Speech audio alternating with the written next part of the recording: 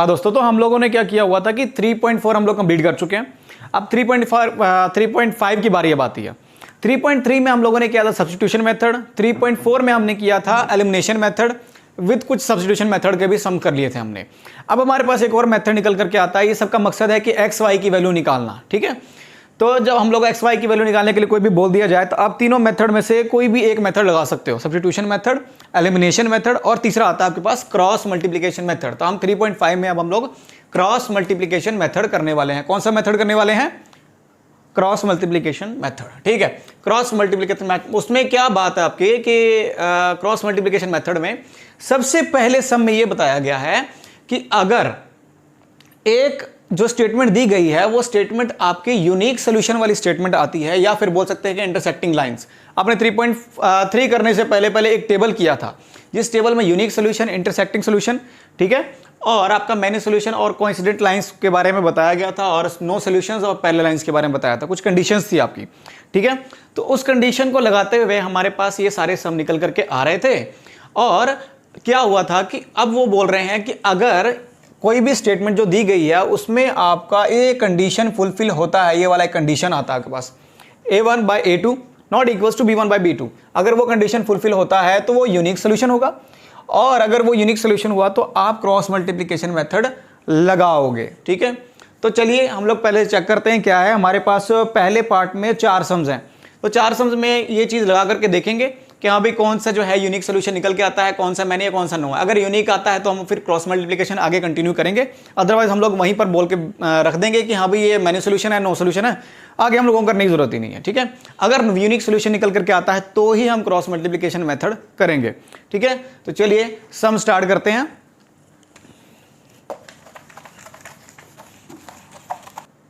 जी दोस्तों, तो हम लोग अब फर्स्ट क्वेश्चन करने वाले हैं। फर्स्ट क्वेश्चन में क्या बताया हुआ है, ये इक्वेशन दे रखी है, that is 1x minus 3y minus 3। Actually 1x यहां नहीं था, x था, तो जहां पर कुछ ना पड़ा हो, खाली पड़ा हो, x y कुछ भी खाली पड़ा हो तो वहां पर आप 1 लगा दीजिए ताकि आपको आगे के लिए आसानी हो जाए।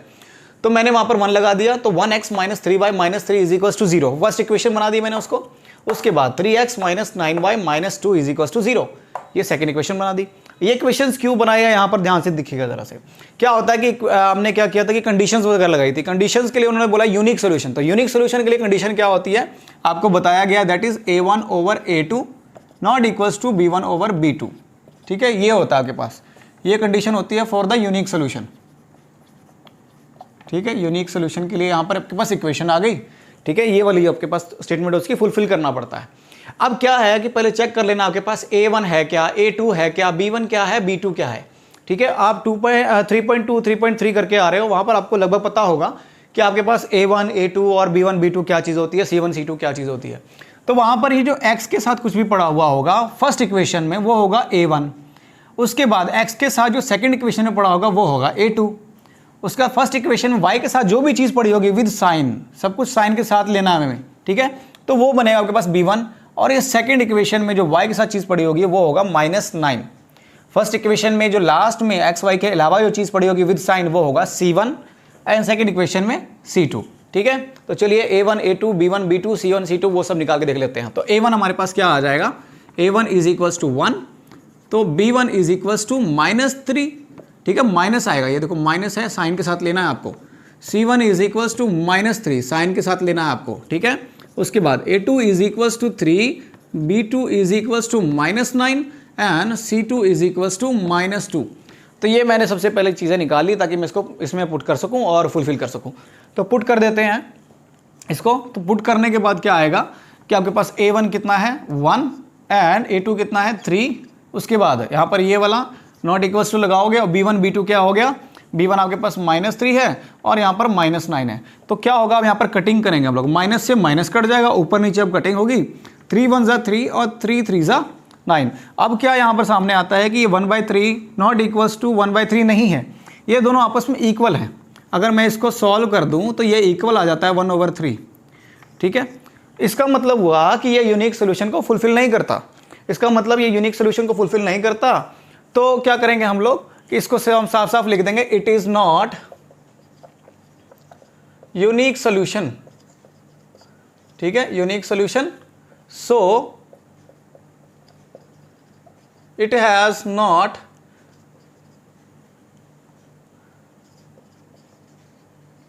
follows cross multiplication method, multiplication method in first question. पहले क्वेश्चन में बोला गया है कि अगर यूनिक सोल्यूशन करते हो तो फिर आप क्रॉस मल्टीप्लिकेशन करोगे। तो क्या है कि यहाँ पर यूनिक सोल्यूशन बन ही नहीं रहा, इसलिए हम लोग क्या करेंगे, फर्स्ट क्वेश्चन में क्रॉस मल्टीप्लिकेशन हम लोग नहीं लगाएंगे, अप्लाई नहीं करेंगे, आप फिर यहाँ पर नहीं होगा। सेकंड क्वेश्चन की तरफ बढ़ते हैं। तो सेकंड क्वेश्चन में देखते हैं क्या होगा, ये कंडीशंस लगाएंगे, देखते हैं यूनिक सोल्यूशन है कि नहीं, अगर होगा तो हम लोग क्रॉस मल्टीप्लिकेशन मेथड लगाएंगे। ठीक है,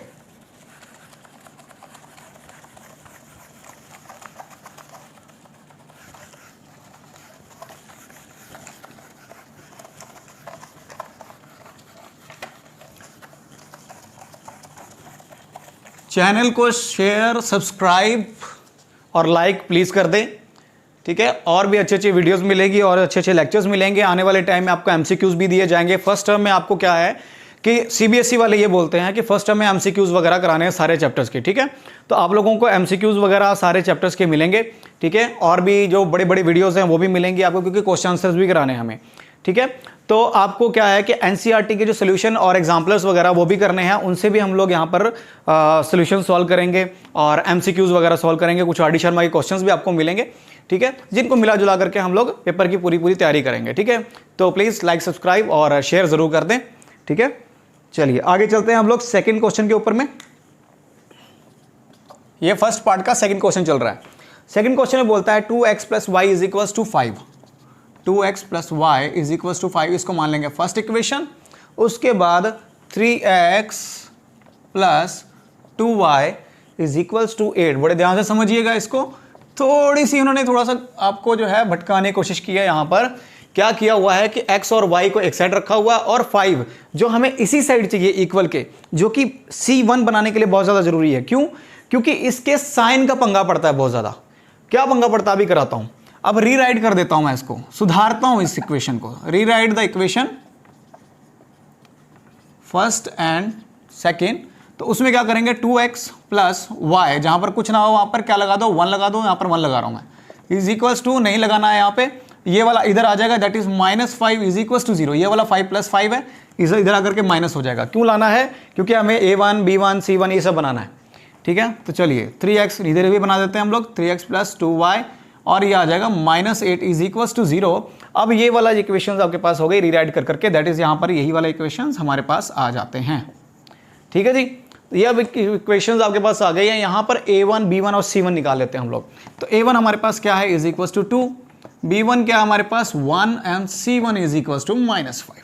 और आपके पास A2 आपके पास आता है, that is 3, B2 = 2 and C2 = -8। बड़े ध्यान से समझिएगा, सोना नहीं किसी ने भी। ठीक है, चलिए और क्या है अब इसके बाद, बस आपके पास ये निकल गया, फुलफिल करना है। कंडीशन कौन सी है आपको पता होनी चाहिए। कंडीशंस आपकी हैं यहाँ पे, that is A1/A2 not equals to B1/B2।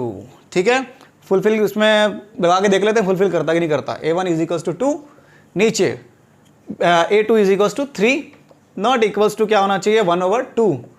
1/2। अब देखिए आपके पास यहाँ पर फुलफिल हो रहा है। 2/3 कटिंग नहीं होती, नॉट इक्वल्स टू 1/2। ऑब्वियसली बिल्कुल करेक्ट आ रहा है यहाँ पर, इक्वेशन बिल्कुल सही बन रही है यहाँ पर कि भाई ये दोनों आपस में इक्वल नहीं है। तो क्या हो गया, इट इज यूनिक सोल्यूशन। ठीक है, इट इज यूनिक सोल्यूशन। अब क्या करेंगे, now apply cross multiplication method.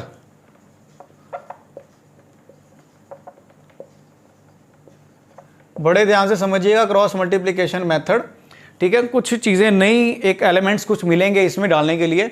अगर वो टर्म टू टर्म और स्टेप बाय स्टेप आप नहीं समझते जाओगे तो मुश्किल हो जाएगी वहाँ पे। ठीक है, तो बड़े ध्यान से समझिएगा इस चीज़ को। क्रॉस मल्टीप्लिकेशन मेथड में क्या करने वाले हैं, तो सबसे पहले हम लोगों को ये इक्वेशन लिख लेनी है। ये इक्वेशन लिखने के बाद क्या करेंगे, देखिए 2x + 1y - 5 = 0, और यहाँ पर आ जाएगा 3x + 2y - 8 = 0। ठीक है, तो ये दोनों लिख लिया। अब लिखने के बाद क्या करना है, सबसे पहले यहाँ पर 3 फॉर्मेशंस बनानी है। ठीक है, तो इसका फॉर्मेशंस, क्योंकि आप यहाँ पर बहुत ज़्यादा कम जगह यहाँ पर करेंगे ताकि आप लोगों के लिए थोड़ी सी आसानी रहे। चलिए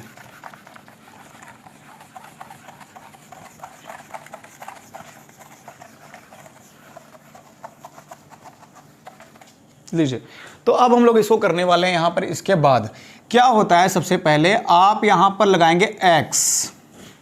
अब x क्यों लगाना है, क्योंकि यहाँ पर x भी है और यहाँ पर अब y वाला भी काम करेंगे, यहाँ पर y भी है और यहाँ पर ये वाला जहाँ पर कुछ नहीं होता वहाँ पर 1 माना जाता है या फिर यहाँ पर नहीं भी माना जाता है, ठीक है। तो कुल मिलाकर के हमने उसको जो C1 C2 है उसको हम लोगों ने 1 लेके चलना है, ठीक है। इसको 2312 फार्मूला भी कहा जाता है, 23 एंड 12 जो फार्मूला होता है वो कहा जाता है, लेकिन हम लोगों को क्रॉस मल्टीप्लिकेशन मेथड के नाम से ही इसको जानेंगे और आगे लेकर के चलेंगे, ठीक है। तो सबसे पहले हम लोगों को लगाना है x इक्वल्स टू, ऐसे लगाना है हम लोगों को, ध्यान दीजिएगा। उसके बाद y, फिर उसके बाद इक्वल्स टू यहाँ पर 1 लगाना है। अब यहाँ पर नीचे मैंने क्यों लगाया है ये चीज़, उसमें कुछ ना कुछ लिखना होता है। क्या लिखना होता है, बड़ा ध्यान से देखिएगा। क्या होता है, x में नीचे बिल्कुल यहाँ पर कुछ भी और लाइन वगैरह कुछ नहीं डालनी, सिंपल लिखना है यहाँ पर a1 ओवर a2, ठीक है। तो ये वाला a1 a2 मतलब कुल मिलाकर के बोला जाए तो मैं सिर्फ फॉर्मेशन बता रहा हूँ, लिखना कुछ और है। x वाले में स्टार्ट करना होता है हमेशा सेकंड यानी 2 और 3 से, ठीक है। देखिए 2 वाले में यहाँ पर y के साथ क्या लगा हुआ है, विद साइन +1, तो यहाँ पर लगाओगे 1, मतलब प्लस मैंने लगाया नहीं, आप लगाना चाहो तो लगा सकते हो, ठीक है। और y के साथ यहाँ पर क्या पड़ा हुआ है 2, तो इसके बिल्कुल नीचे यहाँ पर मैंने लिख लिया 2, यानी कि b1 ओवर b2 यहाँ पर लिख लिया। उसके बाद आएगा c1 ओवर c2, तो c1 क्या आपके पास -5 एंड c2 क्या है आपके पास -8, ठीक है। बड़े ध्यान से समझिएगा, यहाँ पर समझने वाली बड़ी चीज़ है, ठीक है। उसके बाद ये वाला तो हो गया सेकंड एंड थर्ड वाला। अब अगला y की जब बारी आती है तो y के छोड़ करके, पहले x की बारी थी तो x को मैंने छोड़ दिया था यहाँ पर, y और लास्ट वाले को लिखा था मैंने, ठीक है। अब y की बारी आई तो y को छोड़ देना है, लास्ट वाला और पहले वाले को लिखना है हमने। तो लास्ट वाला क्या है -5 और यहाँ पर क्या है -8, ठीक है। और यहाँ पर क्या है 1, यहाँ पर आएगा ये हम लोग, क्योंकि y छोड़ रहे हैं, लास्ट वाला और फर्स्ट वाला करेंगे, तो यहाँ पर आएगा 2 और 3, तो यहाँ पर लिखूंगा 2 और यहाँ पर 3। साइन बहुत ध्यान से लगाइएगा, अगर साइन ध्यान से नहीं लगा तो बड़ी मुश्किल हो जाएगी। स्टेप बाय स्टेप समझेंगे, ठीक है। कोई भी डाउट है कमेंट सेक्शन में आप मुझे डाउट पूछ सकते हो। होप कि मैं सारे के सारे डाउट साथ साथ में क्लियर करता ही जाऊँगा, ठीक है। कुछ हमारे जो बच्चे हैं वो भी पूछते जाएंगे बीच में, और आप भी कमेंट सेक्शन में अपना जो कोई भी डाउट होएगा तो वो डाल सकते हैं, ठीक है। तो होप कि मैं तो क्लियर करता जाऊँगा, होप आपको क्लियर हो जाए पहले ही, ठीक है। तो चलिए अब 1 की बारी आती है। अब 1 को हमने C1 C2 के हिसाब से मानना है, तो अब क्या करेंगे, पहले तो हम लोगों ने ले लिया था सेकंड एंड थर्ड, उसके बाद लिया हम लोगों ने y, पहले क्योंकि x छोड़ा हुआ था x, तो x छोड़ करके सेकंड और थर्ड ले लिया था। उसके बाद y की बारी आई थी तो y को छोड़ करके हमने थर्ड वाला और फर्स्ट वाला लिया था। अब 1 की बारी आई, मतलब इसकी बारी आई, तो हम लोग क्या लेंगे, फर्स्ट एंड सेकंड को लेंगे। तो फर्स्ट में क्या है 2 एंड इधर 3, साइन बड़े ध्यान से 1 और 2, उसके बाद 1 और 2 की बारी आती है। इतना सा आपने लिख लिया होगा, होप बहुत अच्छे से समझ आ गया होगा कैसे करना है। उसके बाद मेथड कौन सा है, क्रॉस मल्टीप्लिकेशन मेथड। तो क्रॉस मल्टीप्लिकेशन मेथड क्या है कि आपको क्रॉस मल्टीप्लाई करना है, ये फर्स्ट वाले को, ये वाला जो ऊपर वाला है, ये कोने वाला, इसको लेके जाना है, इसके साथ मल्टीप्लाई करना है और इसको कर देना है इसके साथ मल्टीप्लाई। उसी तरीके से इधर भी कर देना है और उसी तरीके से इधर भी, और उसी तरीके से इधर भी करोगे और उसी तरीके से इधर भी कर दोगे। अब बड़े ध्यान से देखना है कि पहले किसको करना है, इस वाले को मत कर देना पहले मल्टीप्लाई करना, हमेशा इस कोने से स्टार्ट करना है, ठीक है। जब भी प्रैक्टिस करते रहिएगा तो प्रैक्टिस के साथ में इस लाइन के साथ में थोड़ा सा डॉट यहाँ पर भी लगा दिया कीजिए, ताकि पता लग जाए कि हाँ भाई कौन सा एरो पहले मल्टीप्लाई हो जाएगा, ठीक है। तो ये आपके अपने पर्सनल अनुभव के लिए है, तो यहाँ पर आप डॉट लगा सकते हो, डॉट लगा के पता लग जाएगा पहले किसको मल्टीप्लाई करना है। अब देखो x मैंने वैसे का वैसे लिख लिया यहाँ पे, अब क्रॉस मल्टीप्लाई करने जा रहा हूँ। 8 -8 को 1 से मल्टीप्लाई किया तो -8। अब यहाँ पर फॉर्मूला आता है कि ये जो पहले मल्टीप्लाई करते हैं माइनस सेकंड, ठीक है, पहले मल्टीप्लाई किया माइनस, अब ये फॉर्मूले का माइनस है, बड़े ध्यान से देखिएगा, लगाना बहुत ध्यान से है, ये फॉर्मूले का माइनस है। उसके बाद हम मल्टीप्लाई करेंगे -5 को 2 से, तो -5 को 2 से कर दोगे तो -10 आ जाएगा। तो ये -10 जो होगा उसका ब्रैकेट में रख दोगे। ब्रैकेट में क्यों रखना है, क्योंकि बाहर में जो साइन आपके पास माइनस या प्लस का, जब वो ब्रैकेट खोलेगा तो फिर वो अंदर के साइन को इफेक्ट करेगा, चेंज करेगा, ठीक है, इसलिए हम लोगों ने इसको ब्रैकेट लगाना है। उसके बाद फिर से इक्वल लगा दिया क्योंकि इक्वल लगा हुआ है, फिर y दोबारा से लिखोगे, नीचे यही निशान लगाओगे। पहले किससे करना होता है हमने, उस वाले को इस वाले से, ठीक है। तो -5 को 3 से कर दोगे तो -15 आ जाएगा। बीच में फॉर्मूले का माइनस लगा दो, यहाँ पर ब्रैकेट आ जाएगा, -8 को 2 से करोगे तो 16 आ जाएगा, ठीक है, इज इक्वल्स टू। अब आगे चलते हैं, 1 की तरफ चलते हैं, तो 1, अब क्या होगा, 2 को 2 से, 2 2 ज़ा 4, फॉर्मूले का माइनस, ब्रैकेट के अंदर 3 1 ज़ा 3, ठीक है। उसके बाद होप कि आपको यहाँ तक समझ में आ गया होगा। आगे चलते हैं, इसको सॉल्व करते हैं। तो x के नीचे बस सिंपल सॉल्वेशन है, प्लस माइनस है यहाँ पे, -8, अब ये माइनस और अंदर के ब्रैकेट जब खुलेगा और अंदर का माइनस है उसको चेंज कर देगा, बन जाएगा ये प्लस का 10, यहाँ पर आ जाएगा y, -15 ये चेंज कर देंगे, बन जाएगा प्लस का 16 इज इक्वल्स टू 1 ओवर, अब यहाँ पर तो है ही कुछ नहीं, यहाँ पर तो माइनस का है, तो ऑब्वियसली अंदर प्लस था तो उसको ही माइनस कर दिया उसने। चलिए x यहाँ पर सॉल्व कर देंगे, प्लस माइनस माइनस, तो क्या हो जाएगा, निशान बड़े वाले का तो निशान है प्लस 10 का, 10 बड़ा है, उसके आगे प्लस का निशान है, तो यहाँ पर लगा दोगे 2 is equals to y divided by -15 plus 16, plus minus minus निशान बड़े वाले का, यहाँ पर अब बड़ा वाला कौन सा 16, 1 आ जाएगा, इज इक्वल्स टू 1 ओवर 4 - 3 कर दोगे तो आप यहाँ पर प्लस माइनस माइनस निशान बड़े वाले का, तो बड़ा वाला कौन सा 4, उसके आगे प्लस है तो 1 आ जाएगा, ठीक है। चलिए इसके बाद हम लोग आगे करने वाले हैं जी दोस्तों। तो क्या है कि हम लोगों ने यहाँ पर इसको बना लिया। कई लोगों के मन में ये भी कन्फ्यूजन है, हमारे बच्चों के पास भी ये कन्फ्यूजन था, अभी मेरे से डिस्कस किया गया, तो हम लोगों ने ये समझाया यहाँ पर कि इसको कैसे डिस्कस किया था। देखो यहाँ पर क्या चीज़ है, वो बोलते थे कि ये कैसे लगाया गया है, थोड़ा सा दोबारा समझाया जाए। तो क्या है कि मैं आपको भी समझा देता हूँ कि x जो आपका है, तो यहाँ पर क्या लगा हुआ है, ये x है, ये x वाला सारा पोर्शन है ना, x वाला सारा पोर्शन है, उसको छोड़ देना है सारा। उसके बाद y एंड c1 c2 जो आपके पास b1 b2 और c1 c2 है, इसको पुट अप करना है x वाले के नीचे, x को छोड़ देना है। फिर बारी आती है y की, ठीक है। अब y की बारी आई तो y को छोड़ देना है, जो बाकी बचे हुए हैं, जैसे कि आपके पास ये वाला पोर्शन और ये वाला पोर्शन, ये वाला पोर्शन एंड ये वाला पोर्शन जो आपके पास बचा हुआ है, उसको लिख देना है y के नीचे। अब बारी आती है 1 की, तो 1 को आपने वो c1 c2 के हिसाब से लेना है, तो इसको छोड़ दोगे, इन दोनों को जो है आपने यहां पर पुट अप कर देना है, बस क्रॉस मल्टीप्लाई कर दो, उसके बाद आपके पास सोल्यूशन ये सब निकल गया, ठीक है। चलिए इसके बाद आगे करते हैं हम लोग कि क्या करने वाले हैं, होप कि आपको अच्छे समझ में आ गया हो। चलिए अब क्या करना है कि x के नीचे ही वैल्यू आ गई उसकी, y के नीचे ही वैल्यू आ गई और 1 के नीचे 1 आ गई। अब क्या करना है, बारी बारी से x को और y को 1 के इक्वल कर देना। देखिए कैसे करते हैं, x over 2 is equals to 1 over 1, ठीक है, और कॉमा डाल दो यहाँ पर, क्योंकि हम लोग अब y को भी 1 के इक्वल रखने वाले हैं, तो y over 1 is equals to 1 over 1। तो x अब यहाँ पर भी क्रॉस मल्टीप्लाई होगा, 2 चला जाएगा ऊपर, तो x इज इक्वल्स टू 2, यह x की वैल्यू आ गई, और y इज इक्वल्स टू 1 ऊपर चला जाएगा, तो हर जगह 1 1 ही है, तो ऑब्वियसली इसका आंसर 1 आ जाएगा। तो x और y की वैल्यू आपके पास आ गई, x की वैल्यू 2 आ गई और y की वैल्यू 1 आ गई, तो ये आपके पास सेकंड क्वेश्चन कंप्लीट होता है। चलते हैं हम लोग थर्ड क्वेश्चन की तरफ चलते हैं हम लोग, ठीक जी। अब थर्ड क्वेश्चन करने वाले हैं। थर्ड क्वेश्चन में क्या आपके पास, आपको पता है ये क्या होता है a1, ये क्या होता है a2, ये क्या है b1, ये b2, और इस वाला इक्वेशन ये, क्योंकि इसके आगे इक्वल का निशान है, इसके आगे इक्वल का निशान है, आपको पता है कि ये सारा इक्वेशन एक साइड में होना चाहिए, उस साइड 0 होना चाहिए। तो पहले हम लोग रीराइट कर लेंगे, ठीक है, रीराइट इक्वेशन 1 एंड 2। चलिए रीराइट कर लेते हैं, 3x minus 5y minus 20 is equals to 0, और इधर 6x माइनस 10y इधर माइनस 40 इज इक्वल्स टू 0 आ जाएगा, ठीक है। इसको रीराइट कर लिया हम लोगों ने, ये वाला सारा का सारा रीराइट हो गया हमारा।